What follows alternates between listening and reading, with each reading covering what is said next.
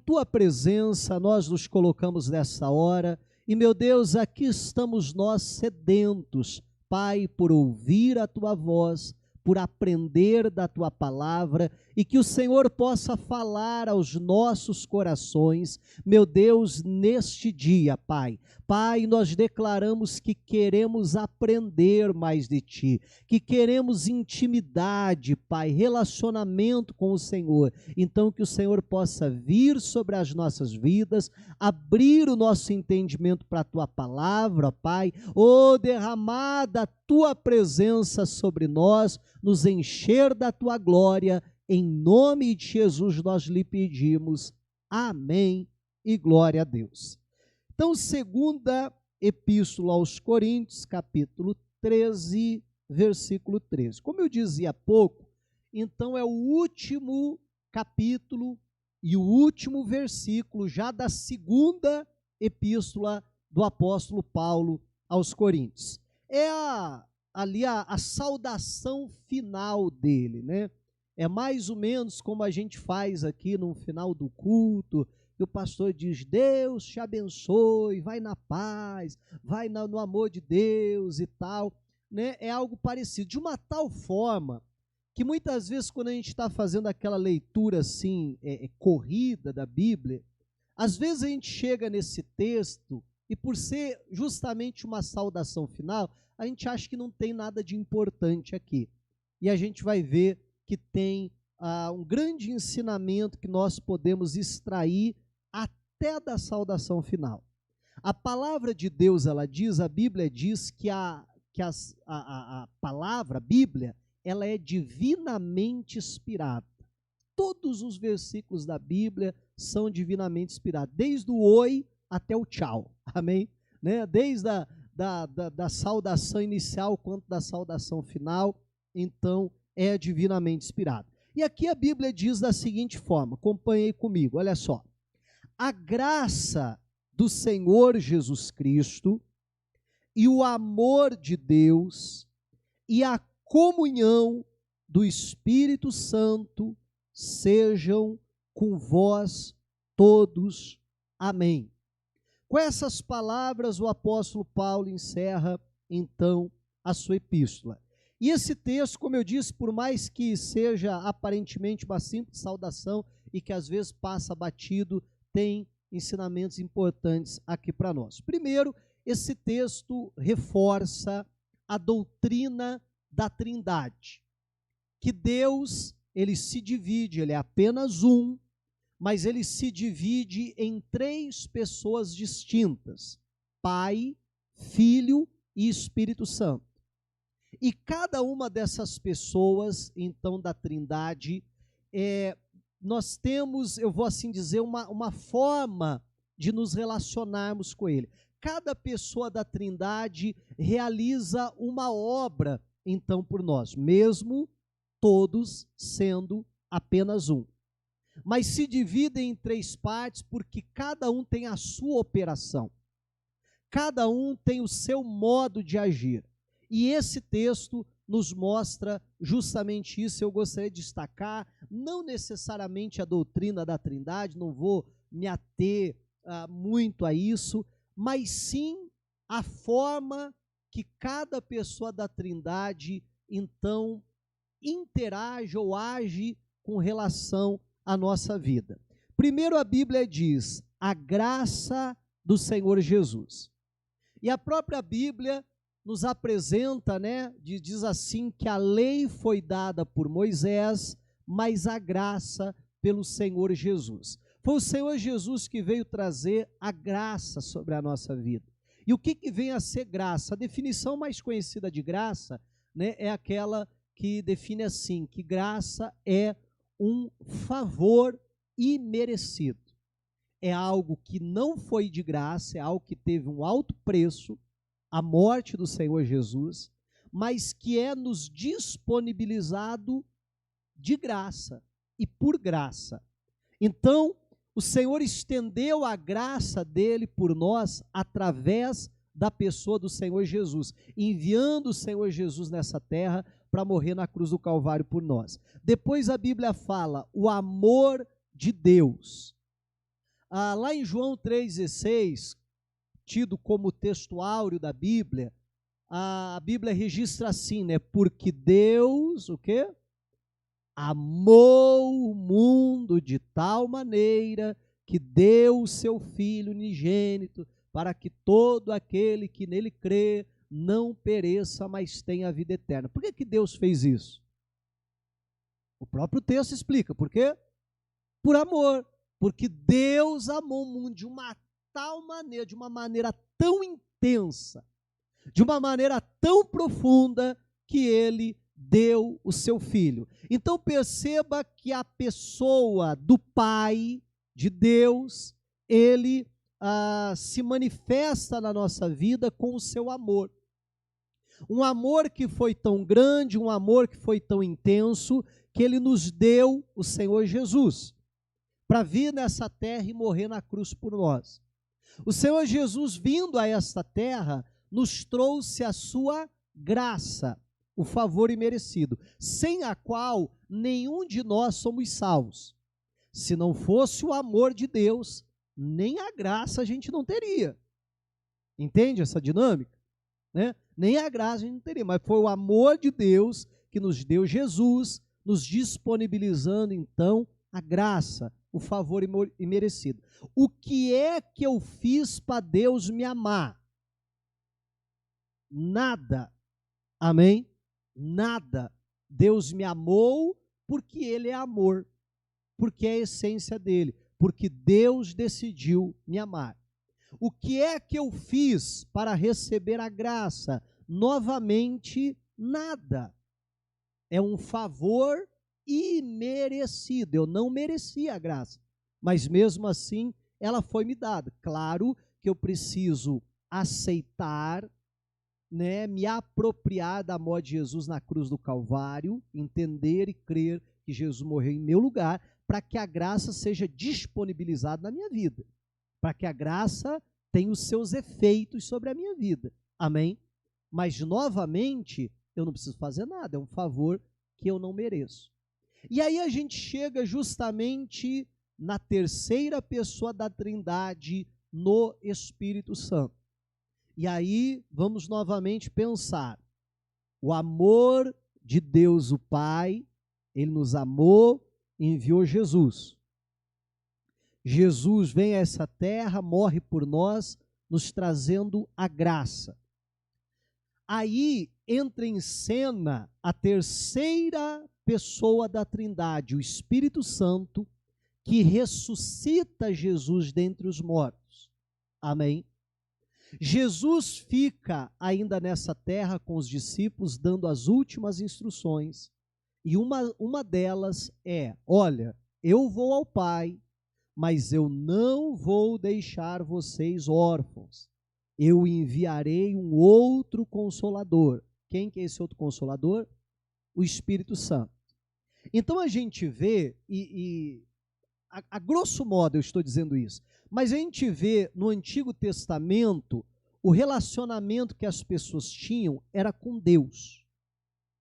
Através ali dos profetas, através dos sacerdotes até, mas era com Deus. No Novo Testamento, nós vemos um relacionamento com a pessoa de Jesus, o ministério terreno de Jesus. Agora Jesus não está exercendo esse ministério terreno. Jesus já foi assunto ao céu, e a Bíblia diz que hoje o ministério atual de Jesus é interceder por nós. Um dia ele vai voltar para buscar a igreja e para nos levar ao Pai. Amém? E aí nós vamos ter comunhão com o Pai. Mas a terceira pessoa da Trindade é que é o Deus atuante hoje na terra.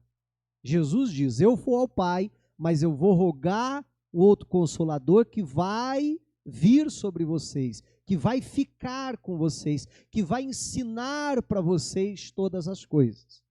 Então, o nosso relacionamento hoje é com a pessoa do Espírito Santo. Amém? E isso é importante a gente entender. E aí, como que o Espírito Santo, então, ele interage ou como que ele se manifesta na nossa vida? Aí, por último, a Bíblia diz, e a comunhão do Espírito Santo. A pessoa da Trindade que está atuante na terra hoje é o Espírito Santo. Repito, um dia Jesus vai voltar, buscar a igreja e levar ao Pai. Amém? E ali nós passaremos a eternidade com o Pai, com o Filho e com o Espírito Santo. Mas nós precisamos entender que esse Deus, que se divide em 3 pessoas, cada uma dessas pessoas da Trindade tem a sua forma de agir, e nós temos uma forma de interagir. Com o Pai, a ênfase é no amor do Pai. Com Jesus é a graça. Agora, com o Espírito Santo é a comunhão. A palavra que comunhão, que para a língua portuguesa foi traduzido como comunhão, e você sabe que a Bíblia não foi escrita em português, né? Você sabia disso? A Bíblia foi escrita, o Antigo Testamento, o Novo Testamento, vai dizendo, na língua grega. E a palavra que foi traduzida como comunhão é uma palavra até conhecida, que é koinonia. Essa palavra, não sei se você lembra, os cristãos mais antigos aí vão lembrar, que tinha até uma banda, eu acho que a banda ainda eu acho que ainda tem, não tenho certeza, mas que tinha esse nome, koinonia. Né? E a tradução, então, da língua grega, dessa palavra quer dizer, dentre vários significados, quer dizer fraternidade, associação, comunidade, comunhão, palavra que foi utilizada aqui, participação conjunta, relação. Também quer dizer a parte que alguém tem em algo, participação, ou relação, comunhão, intimidade.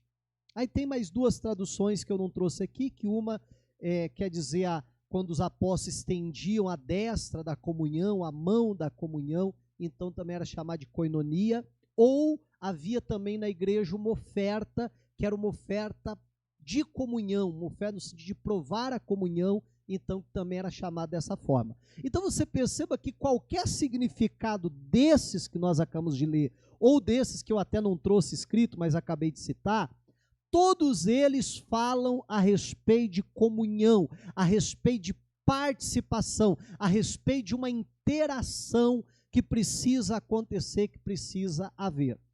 Então, o que eu quero dizer com isso? Hoje eu quero trazer algo bem simples. Eu sei que eu estou dando toda uma volta para você entender, mas aonde eu quero chegar é algo bem simples. Meu irmão, se por um lado, para nós recebermos o amor do Pai, nós não precisamos fazer nada. Se por outro lado, para receber a graça de Jesus, o favor imerecido, nós não precisamos fazer nada.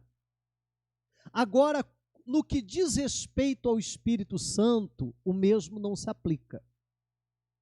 Aqui há a necessidade de uma interação da nossa parte.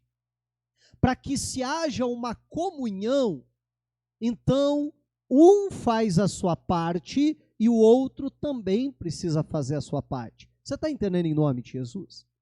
De uma tal forma, de uma tal maneira, que nós precisamos tomar um cuidado muito grande, porque hoje em dia nós ouvimos pessoas dizendo assim: não, irmão, não importa o que você faça, Deus vai continuar te amando. Isso é verdade? É. Se nós estamos falando do amor do Pai, isso é verdade. Agora, se nós estamos falando de relacionamento com Deus, aí não. Se nós estamos falando de relacionamento com Deus, e entenda, através da pessoa do Espírito Santo, que é a forma de nós nos relacionarmos com Deus hoje, aí a história muda. Não, meu irmão, não importa o que você faça, porque nós estamos no tempo da graça. A graça veio para perdoar os teus pecados e não importa o que você faça. Bom, isso também é verdade. Se nós estamos falando apenas de graça e mais nada.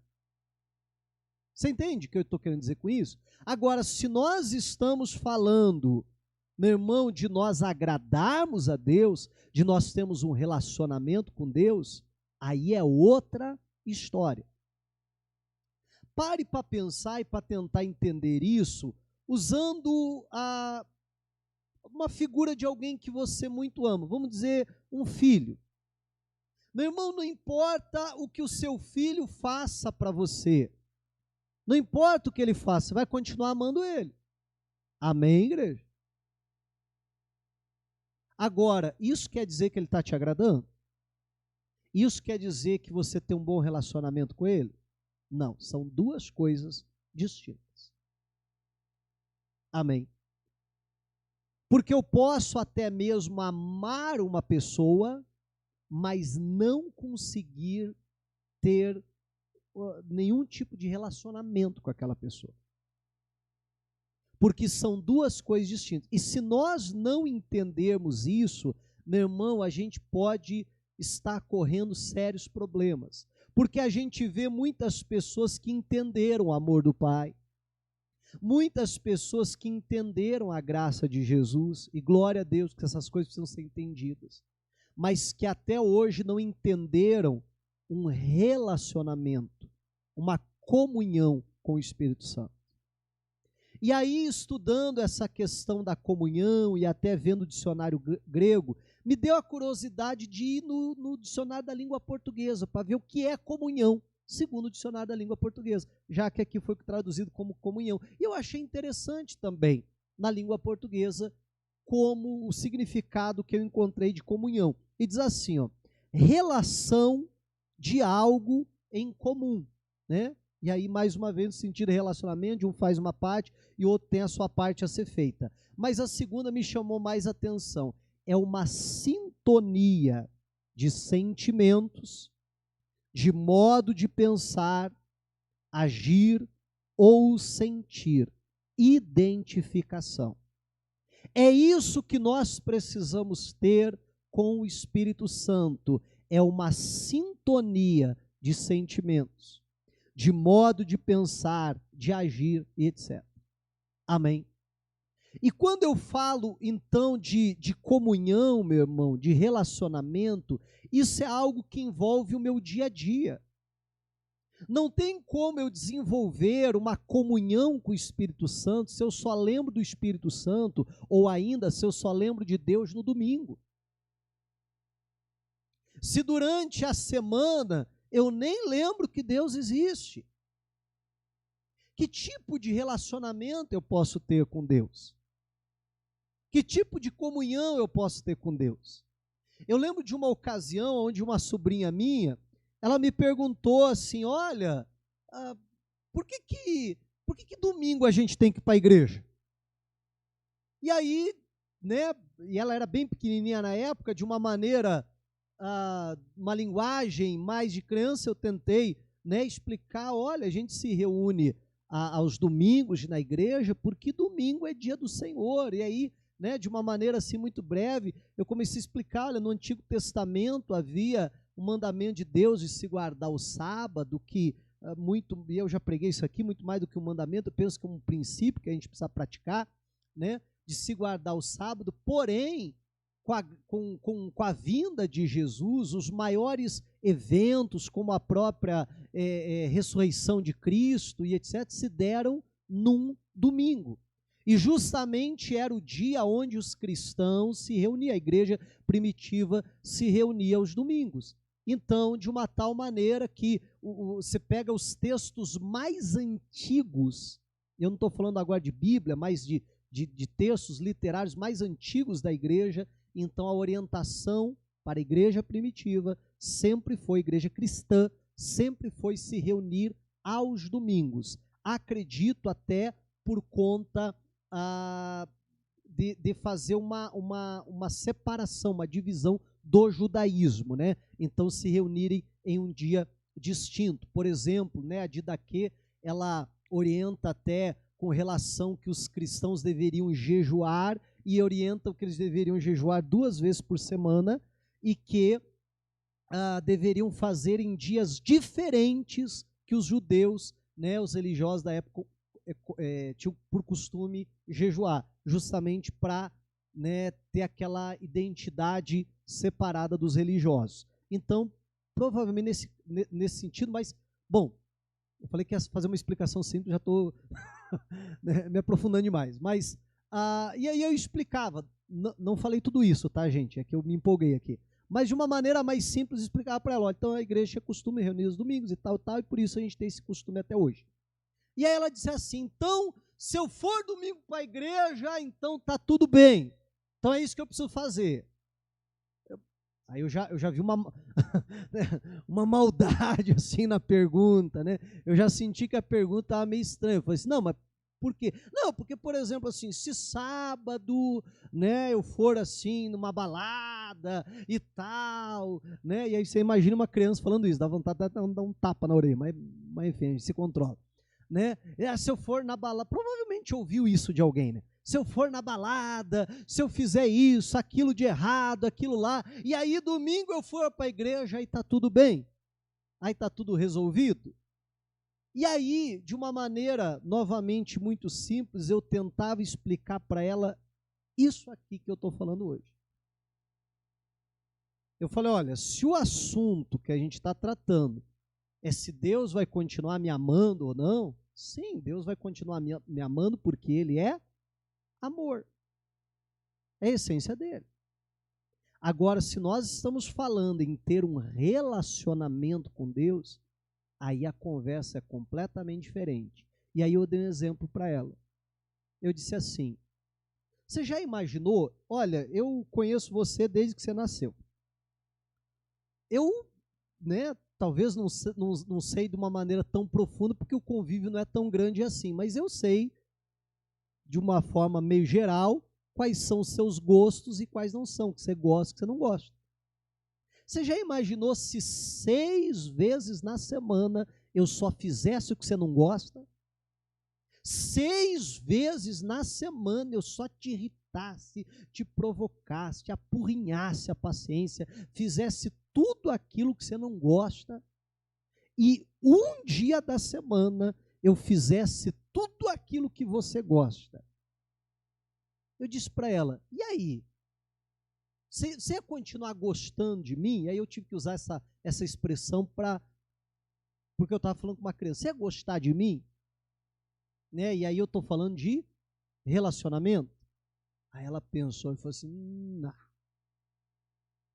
6 dias você me apurrinhando a paciência e só um dia fazendo aquilo que me agrada? Não ia dar certo. Eu falei, você acha que esse relacionamento daria certo? Não daria. Eu falei, é isso. Simples assim. Falei, com Deus não é muito diferente disso. Agora, muitas pessoas têm vivido isso ou não? Esse pensamento infantil? Não é nada, durante a semana eu faço o que dá na minha cabeça, eu vivo como eu quiser, eu não preciso nem lembrar que Deus existe, eu não preciso lembrar que eu sou crente, eu faço o que dá na minha cabeça, aí um belo dia eu acordo de manhã,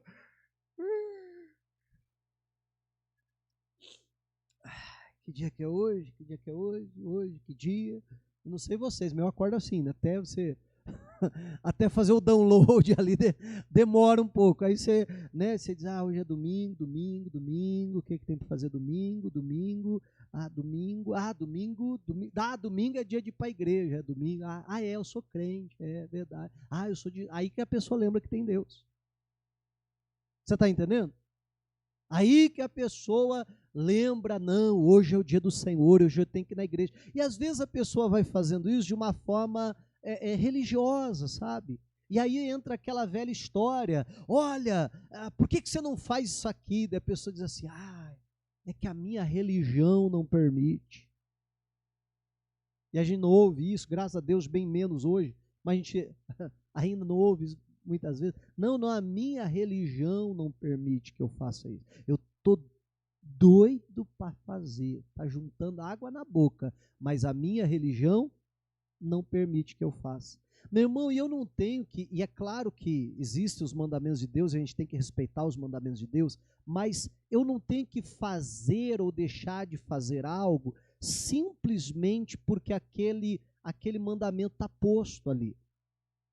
Mas eu preciso ter em mente, eu penso que isso é um passo mais elevado, eu preciso parar e pensar, pera lá, mas isso vai me levar para mais perto de Deus ou para mais longe?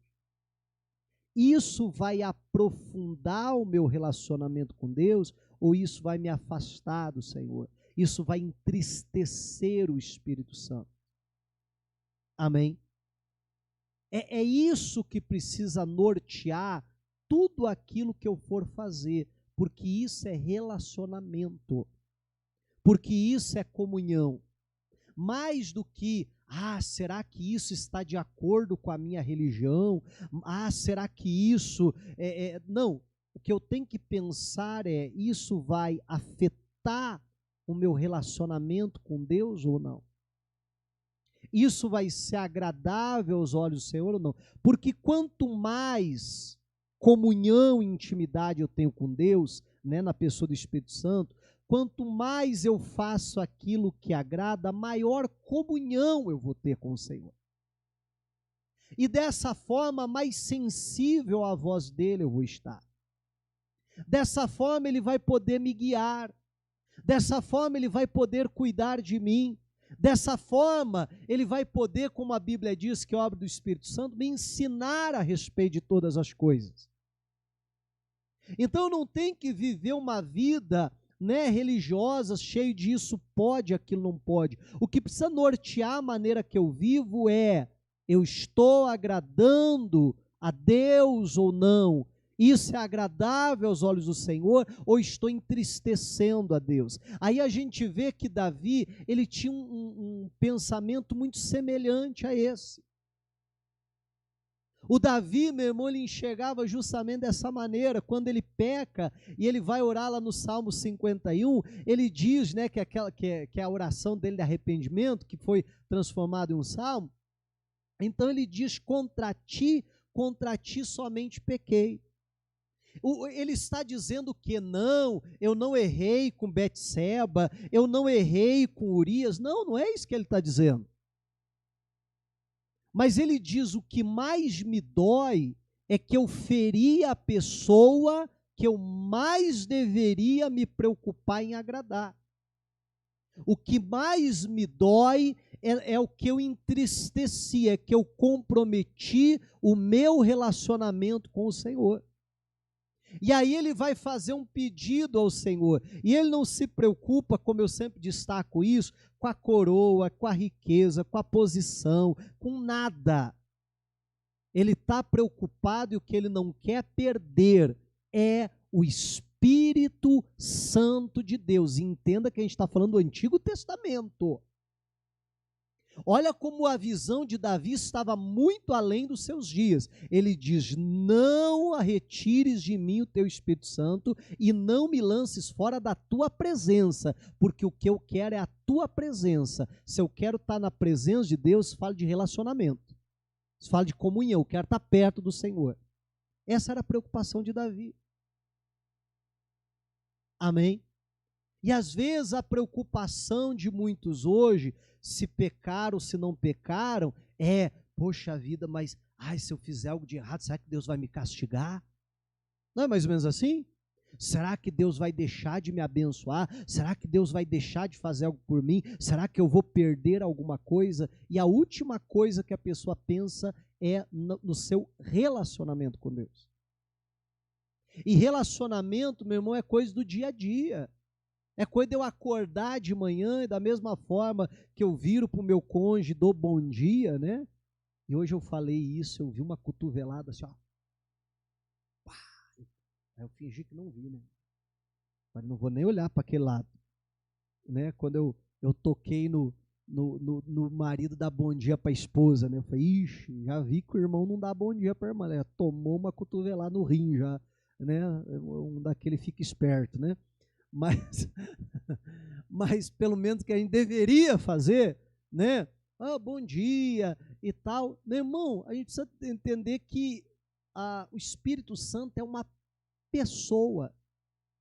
E é engraçado que às vezes a gente pergunta para alguns crentes assim, né? Olha, o que é o Espírito Santo? Não, o Espírito Santo assim uma vez falou assim, é uma fumacinha assim, né? Eu não entendo o que bom, deixa para lá, quero brincar, mas Eu não entendo muito o que quer dizer com isso, mas não uma fumacinha. Outros assim, não, pastor, sabe aquele arrepio assim que a gente sente domingo, quando a oração tá boa, pastor, né? Quando a oração tá gostosa, a gente sente aquele arrepio. Aquilo lá é o Espírito Santo. O Espírito Santo é um arrepio.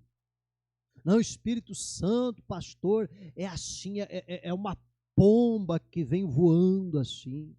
Não, é uma chama de fogo que desce na cabeça dos crentes. Bom, tudo isso são manifestações, sim, do Espírito Santo. Mas o Espírito Santo é uma pessoa. Amém?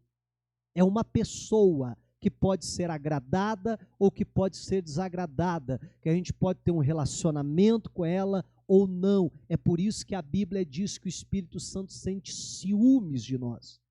É por isso que a Bíblia diz: não entristeçam o Espírito Santo. Isso é mandamento para nós. Agora pare e pense que a Bíblia traz um mandamento dizendo: não entristeça o Espírito Santo. Da mesma maneira como poderia falar: ó, não entristeça a tua esposa não, viu? Como que eu posso entristecer a minha esposa? Né? Fazendo aquilo que ela não gosta, que desagrada ela, não tendo um bom relacionamento. Agora você perceba que a Bíblia aponta e nos traz esse mandamento: não entristeça o Espírito Santo. Então eu posso entristecer o Espírito Santo ou eu posso alegrá-lo. É um relacionamento, é comunhão. Então entenda isso, né?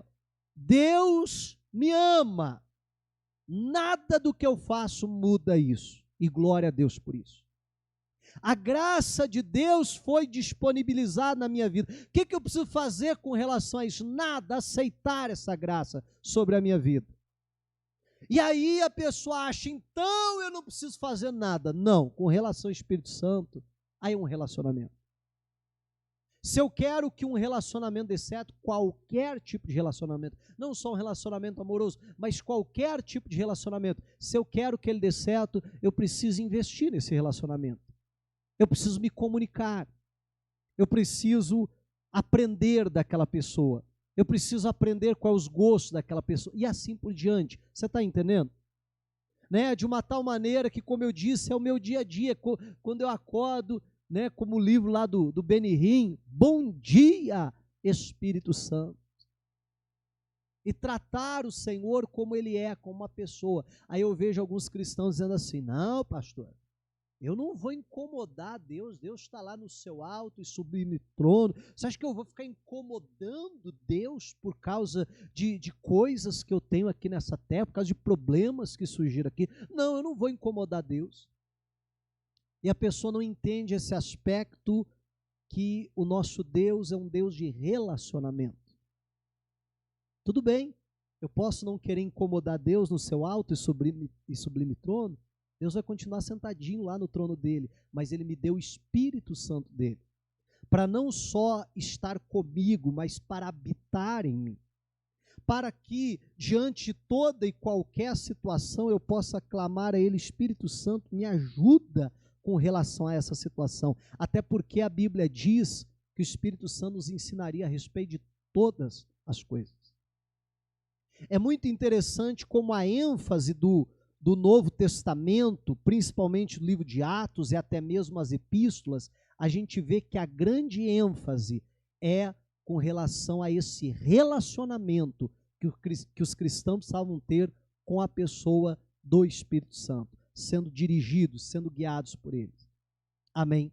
E nós precisamos dessa comunhão, e a Bíblia diz: e a comunhão do Espírito Santo seja com aqueles mais espirituais da igreja, não é isso? Seja com os mais crentes, seja com aquele que tem um cargo, que tem carteirinha, seja com quem? O que diz aí? Com vós todos. Todo cristão precisa ter relacionamento com Deus. Bom, como eu dizia, eu sei que eu dei uma volta bastante grande, mas para fundamentar bem isso que eu estou trazendo hoje, que, meu irmão, eu não tenho que fazer ou deixar de fazer algo porque é isso que a religião ensina, isso que o pastor falou. Não, porque há uma pessoa na minha vida. Essa pessoa é Deus. É o Espírito Santo de Deus, que é Deus. que faz parte da Trindade. E esse Deus que está na minha vida, eu tenho um relacionamento com Ele, que eu posso agradá-lo ou não. Eu preciso viver uma vida que agrade a Ele. Eu preciso viver uma vida que não venha comprometer o meu relacionamento com o Senhor. Meu irmão, eu não sei você, mas muitas coisas eu não faço porque se eu fizer determinadas coisas, isso vai comprometer o relacionamento que eu tenho com a minha esposa. E eu simplesmente decido não fazer certas coisas porque isso pode colocar em risco o meu relacionamento com ela. Tem muitas coisas que eu não faço porque isso pode colocar em risco o relacionamento que eu tenho com os meus filhos. Porque se eu cometer determinados erros, com que moral eu vou ter para corrigi-los? Você está entendendo? Então, isso vai afetar o meu relacionamento com eles. Muitas coisas na minha vida eu decido não fazer porque eu tenho um relacionamento com cada um de vocês. E eu sei que tem determinadas coisas que se eu fizer vai comprometer o meu relacionamento contigo. Talvez você deixe de me olhar como um homem de Deus. Amém? Sim ou não? Agora, acima de tudo isso, de qualquer outra coisa, eu preciso entender que eu tenho um relacionamento com Deus, com o Senhor. E que acima de qualquer outro relacionamento, eu preciso priorizar o meu relacionamento com Deus. Então vai ter muita coisa que eu vou abrir mão de pensar, de sentir, de fazer, simplesmente porque eu não quero desagradar o Espírito Santo. Quando a gente começa a viver dessa maneira, meu irmão, aí a gente vai poder ter comunhão com Deus. Você está entendendo em nome de Jesus? Porque uma coisa é eu dizer, não, pastor, mas eu não estou fazendo nada de errado. Eu estou fazendo as coisas certas. Tá bom. Talvez dentro da cartilha da igreja, dos costumes, das regras, talvez você está 100%. Mas como é que está o seu relacionamento? E aí não diz respeito simplesmente um fazer e deixar de fazer, mas um interagir. Porque tem gente que às vezes não está no pecado. Às vezes, todo domingo está na igreja. E etc, etc. Mas se você perguntar para a pessoa qual a última vez que você sentiu a presença do Espírito Santo na sua vida, talvez a pessoa vai ter que fazer força para lembrar. Você está entendendo? Poxa vida, e se isso não acende um sinal de alerta na nossa vida, eu não sei o que mais pode acender. Guarda isso, eu sei que é algo muito simples, eu estou me alongando bastante, mas é tão simples que eu estou falando muito. Mas guarda isso, relacionamento, amém? Relacionamento com o Espírito Santo, comunhão com Ele, é isso que Deus quer para mim e para você. Diga a glória a Deus e vamos aplaudir a Jesus.